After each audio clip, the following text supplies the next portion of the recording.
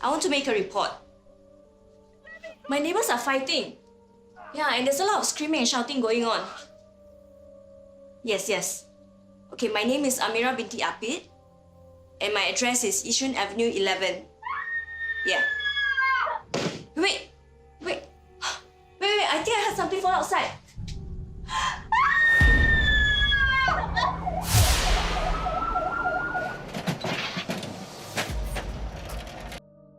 When people are abused, it can cause them to feel powerless, discouraged, and desperate. They may feel that they cannot protect themselves and that their lives don't matter. This can lead to the development of psychological disorders such as post-traumatic stress disorder, depression, and abnormal behavior.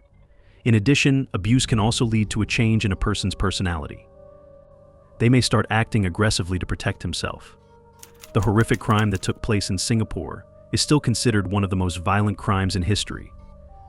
Wang Zhijian and Zhang Meng met in 1996 when they were invited to a party at their mutual friend's house.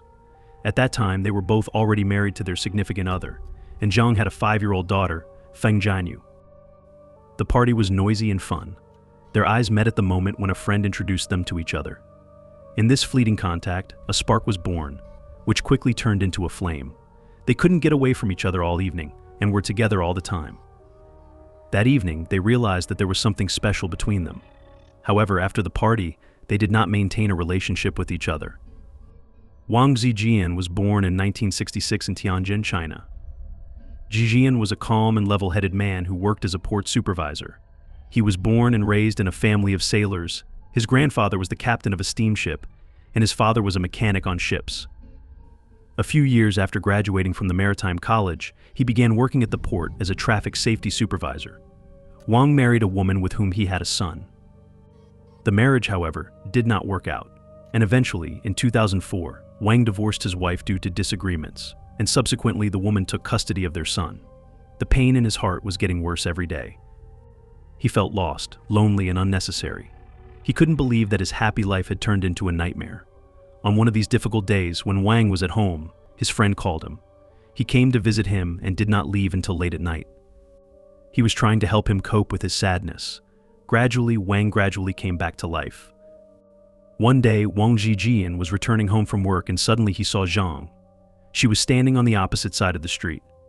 Zhang Meng was born on the 13th of November, 1966, and worked as an employee of a shipping company.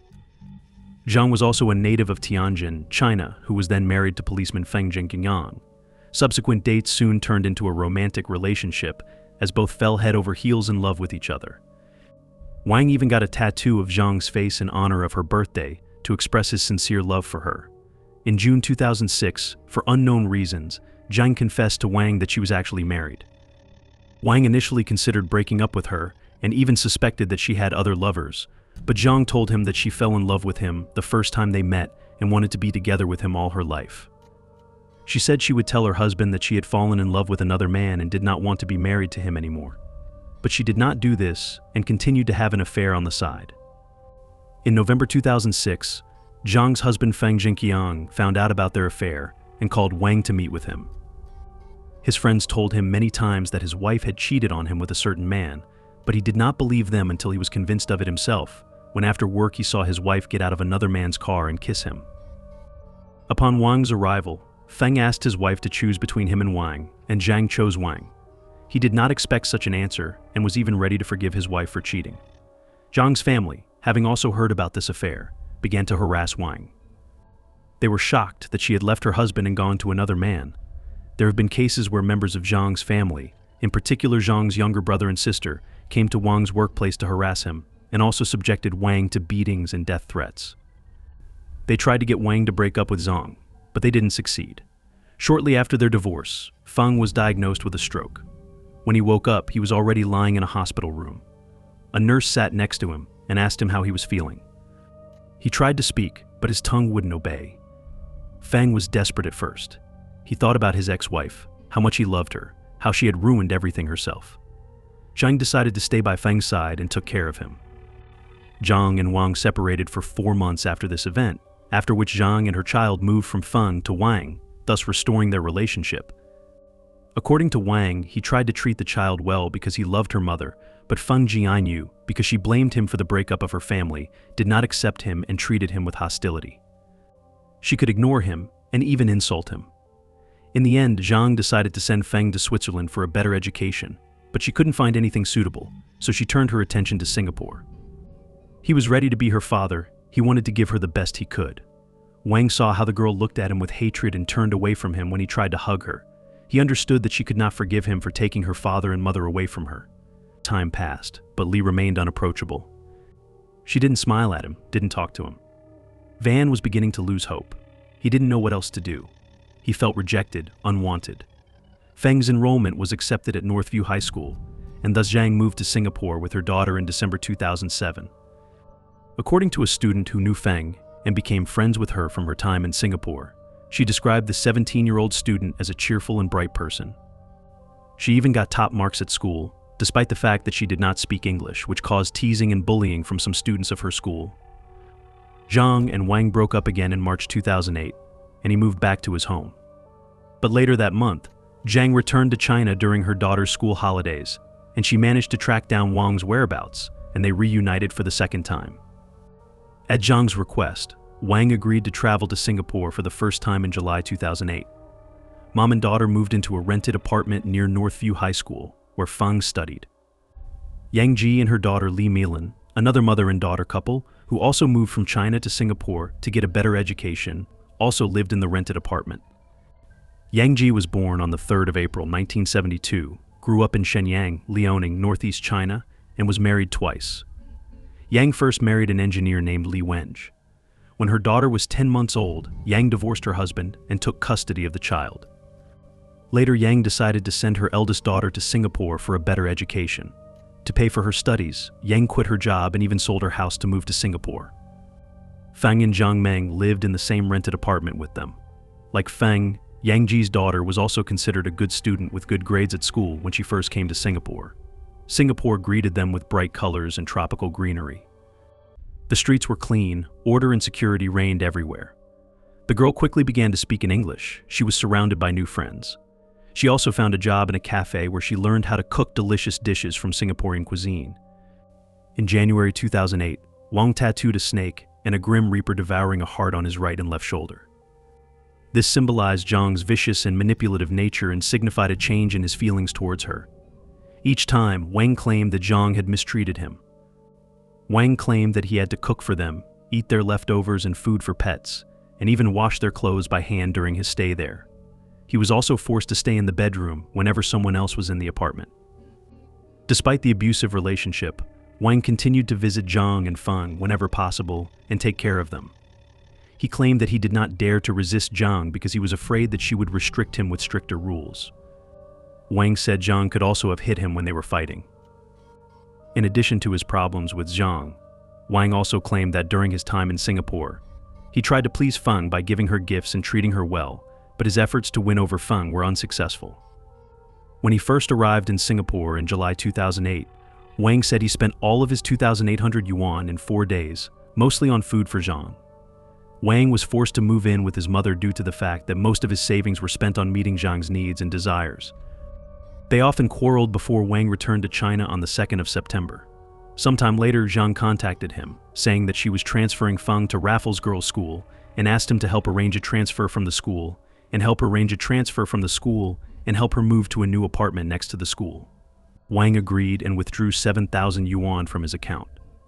After he arrived on the 9th of September, 2008, Wang spent about 2,000 yuan over 5 days, including 120 Swedish dollars on 2 pieces of crab that he bought for Zhang and her daughter.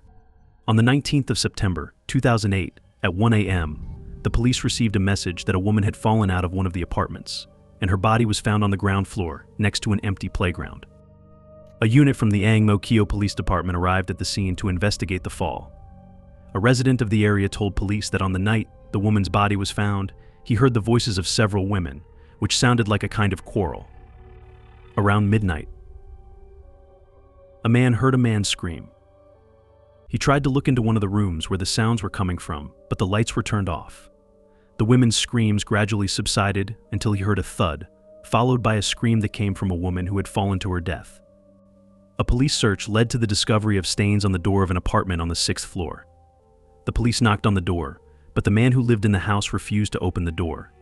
Singapore's civil defense forces were called in to break into the apartment. Upon entering the apartment, the police found a male tenant, as well as 3 women who had been killed. The man was crying heavily and had a tantrum that lasted for 40 minutes after the police entered the apartment.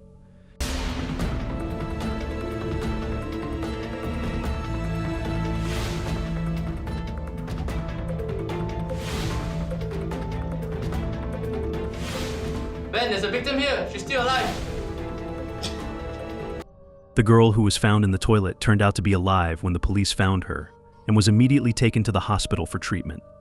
2 other women were found dead in the bedroom, having been stabbed a total of 98 times. The male suspect, whose fingers were injured, was also arrested by the police. The man did not resist capture. The police also searched the apartment to collect evidence. The neighbors were shocked to hear about the alleged murders committed by the suspect. Residents reported that during the last 2 weeks leading up to the murders, screams were heard from the apartment several times a week between the suspect and his girlfriend, and on the night before the crimes, the couple also quarreled. The case came as a shock to the nation and was regarded as the worst murder ever committed in Singapore in at least the last 15 years. On the evening of the 18th of September, 2008, Wang quarreled with Zhang. By then, Wang had already spent most of his savings on her and her daughter, but they insisted that he buy crabs for dinner. The woman then asked him to buy more delicacies, but he replied that he didn't have any more money. Zhang then humiliated Wang in front of everyone, calling him an animal produced by dogs and donkeys. Enraged and stunned by the evening quarrel, Wang began to cry and went into the room. Then he got up in the middle of the night and went to the kitchen. He burst into the room and stabbed Zhang several times. Wang then turned to Zhang's daughter, who opened the door. After hearing her mother's screams, the couple suffered a total of 98 stab wounds. Deranged and annoyed, Wang turned to the mother and daughter couple Yang and Li, who were in another bedroom. He returned to the kitchen and grabbed the chopper before entering their bedroom. Yang escaped to a narrow ledge outside the kitchen, but fell to her death from the 6th floor. Li hid in the kitchen toilet, but was found by Wang. Wang took another knife and broke open the plastic door until it collapsed before stabbing Li several times in the head, face and neck. Wang calmed down and was about to leave when he heard Li mutter, "God, let me die." Wang returned and continued stabbing her. Li lost consciousness during the attack, but when she woke up, she saw the police at the scene and arrested Wang. Miraculously, Li survived despite being stabbed 41 times by Wang. She was the only survivor. A police investigation led by Jason Lim found that there were 3 possible murder weapons in the apartment, which consisted of a serrated knife, a cleaver, and a metal spatula. Many relatives of the victims came from China to identify their bodies in preparation for the funeral after the autopsy of the 3 dead women was completed by a forensic pathologist. Zhang's family, who organized the cremation of Zhang and Feng's corpses on the 26th of September, 2008. It was reported that Yang's daughter's condition was stable. Another post also reported that the deputy principal of a teenage girls' school and 3 of the girl's classmates also visited the girl under police supervision to help her cope with difficult times.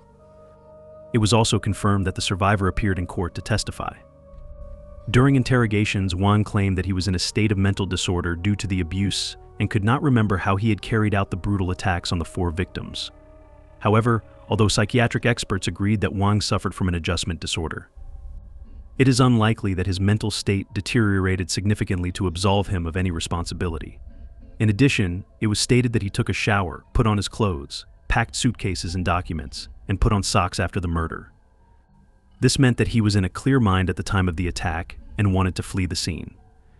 Upon receiving news of Wang's arrest and the 3 alleged murders of Chinese women that occurred in Yaisheng, the Chinese embassy in Singapore became concerned and called on local authorities to investigate the case as quickly as possible to ensure that justice was served and the killer would be severely punished.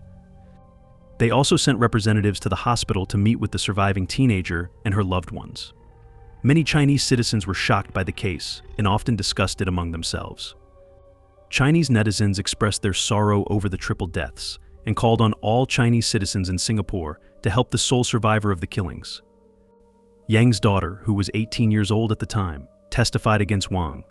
She testified that when Wang attacked Zhang and Feng, she was awakened by the sounds of heavy breathing, as if someone was being strangled. She also claimed that she heard Feng shouting something in Chinese, as well as some objects falling. Then the door suddenly swung open and Van appeared, While Yang managed to escape from the room in the midst of this horror, Wang cornered the girl and hit her with a hammer. After that, the girl told the court that Wang asked her to be quiet and then left the room to find her mother. Before she could close the door, Wang reappeared to attack her. After she finished testifying in court on the 22nd of November, 2011, Wang, who by then had denied the murder charges, asked his lawyers Kelvin Lim and Jason Dendroff to help him tell the girl that he was sorry for what he had done. The defense's psychiatric expert, Dr. Tommy Tan, first presented his report on April 2012. According to Dr. Tan, who examined Wang 2 years after the incident, he stated that Wang was entitled to a defense due to reduced liability for all 3 murder charges against him. He diagnosed Wang with suffering from an adjustment disorder, which suggested a mild or prolonged depressed mood. Wang was mistreated and helpless. In addition, Dr. Tan also added that it is known that patients with adjustment disorders are prone to violent outbursts, as in the case of Wang, which led to him committing murders. The prosecution's psychiatric expert was Dr. Kenneth Koch, who examined Wang during his detention with a psychiatrist immediately after he was first charged in court.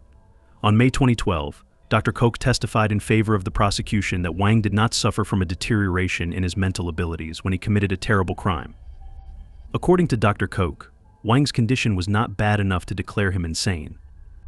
He said that Wang was able to calmly surrender to the police and hide the murder weapons, and also calmly talked with a psychiatrist during psychiatric examination sessions, which showed that he was still mentally stable despite the condition he suffered from. The trial was postponed until August 2012 due to the closing statements of both the prosecution and the defense. On July 2012, while awaiting sentencing in the Yishan murders, Wang attacked another inmate while in prison. The injured prisoner was Aung San Chuin, a 48-year-old Singaporean who had previously been on the run for 21 years for robbing and murdering a coffee shop owner.